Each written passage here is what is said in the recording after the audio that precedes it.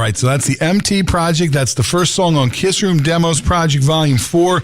Obviously, if you go to the demos page of the KISSROOM.com, you can hear the ones that we've done in the past, including one from Scare Card, which is we're going to talk to Brad Coletti right after we do our 4 o'clock reset here on Monco Radio, where music and minds meet. Meet you in the Kiss Room.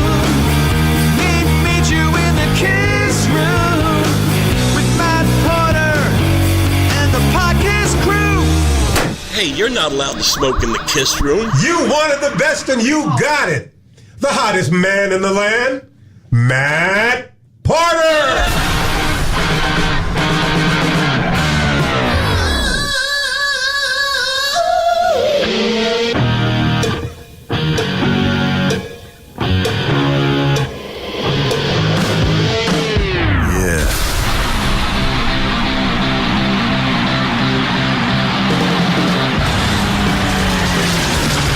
That's right, Kiss Army. You wanted the best, you got the best. Man, we were shooting through that first hour. I want to thank Johnny D. Shared some great stories with us.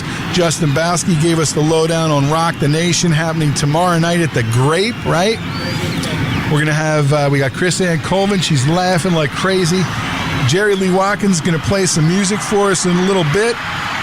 And coming up right now on the phone, we should have Brad Coletti from Scare Card. Brad, are you there? I am, Matt. How are you? I am fantastic.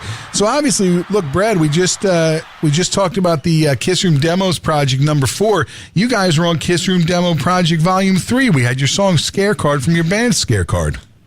Love it. Thank you so much. So what we were talking about online, we were talking earlier this week, and you had a really good Peter Criss story, and I thought it would be cool you could share it because obviously we're kind of celebrating the drummers of Kiss today, and Peter Criss obviously being the original. And tell us your story. Absolutely. Yeah, I have a lot of great Kiss stories over the years. You know, one standing outside after the Gold Rush in Phoenix on the club tour, and the bouncer comes out and brings a stack of pizzas and says, "Here you go, help yourself, the band bought it." I'm like, Kiss bought us pizza? Amazing. But my Peter Criss story. So 2 years ago, we're at a Mad Monster convention in Phoenix. And Peter Criss was signing autographs on the 3rd floor. And, of course, we were in line, and the rooms were separated. Danny Stanton was sort of directing everybody in to meet with Peter. I was taking a little time because Peter liked to spend time with the folks. So we're in line. You also could pay for a professional picture, which was taken on the 1st floor. So during the course of the evening in line waiting to meet Peter, finally Danny spoke up and said, "Listen, Peter has to go downstairs and do the professional pictures, but remember where you are in line, because when he's done with that, he's going to come right back up. You get back in line right where you were so nobody loses their spot." Great. Awesome. So my wife, my son, and a couple of my band members were all together.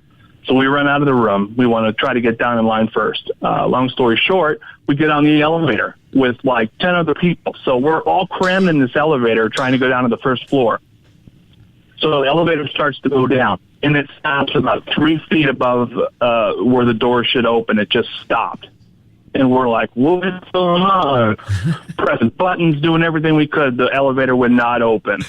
And people are starting to panic a little bit, kind of freaking out. I was a little too. And I'd say it probably felt like 5 minutes that we were stuck in the elevator. All of a sudden, it finally ended up going down. The doors open. We're like, well, that kind of sucked. So we get in line, we do our professional pictures, and that was a great experience meeting Peter again. All that. So we're getting ready to leave to go back to the 3rd floor to do our autographs. And Peter had finished along with Danny. So out from the room they come. And I overheard Danny asking one of the security guards, what's the best way to get back to the 3rd floor? And he says, well, go out this way and take the elevator. I was like, oh, hell no. You're not going to, you don't want to take the elevator. So I kind of ran over and interrupted a little bit and said, I explained how we got stuck. I said, you don't want to take the elevator, so follow us. So here comes Peter Day. We're walking outside. And we go up the 3 flight of stairs. We're sitting there walking upstairs with Peter Criss. And I'm like, oh, my God, this is Peter Criss. Drummer from 100,000 Years on a Live One is like walking right next to me, And Peter, we're talking, chatting with him. And he says, oh, you guys are really nice boys. And, thanks so much for showing me the way and all that. And so finally we get back in line. And now it's our turn to go in and get our autograph. And as soon as we walk in, Peter turns to Gigi and he says, Gigi, these are the nice boys I was telling you about. And she was like, oh, that's great. Come on in, and stuff. And we're signing. They're signing everything for us. And, thank you so much for showing Peter the way and all that. So that was a pretty awesome experience. I did ask Peter, as a side note, I was curious about his cross from the Love Gun era that he wore. And I always wonder what happened to it. He still has it, and they were going to be donating it to the Smithsonian. So wow. I thought that was kind of cool. So he has that cross. Wow. He does. He said he still has it, and he's going to donate it. So that was a pretty awesome experience. I couldn't believe we were walking with Peter Criss up 3 flights of stairs, just chatting with him and trying to be cool, trying not to total fan out on him or anything. So it was really awesome. That is a cool, unique story. I thought that was, I think people would dig it. Now, you also have a story, obviously, one of the tracks we're going to play is your band doing Strutter with Frank from Tesla. That's right. Yeah, a couple years ago, Frank Hannon was in town with Tesla. They were doing a concert, and my singer actually knows Frank. They've actually performed together, just some fun things. They did Modern Day Cowboy and a couple fun things locally. So my singer, Jeff Carlson, knows him well.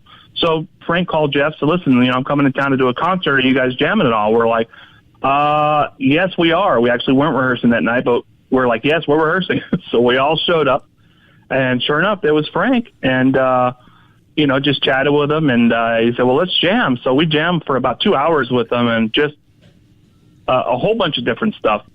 Ted Nugent, we played some Tesla stuff, Night Ranger, you name it. Just everything was off the cuff. And, of course, I had to yell, let's do some Kiss. So, sure enough, we picked Strutter, and that's what we chose to play. So we're going to take a listen to that. But first, I want you to tell everybody, where can they find your new EP? I know Scare Card has a new EP available.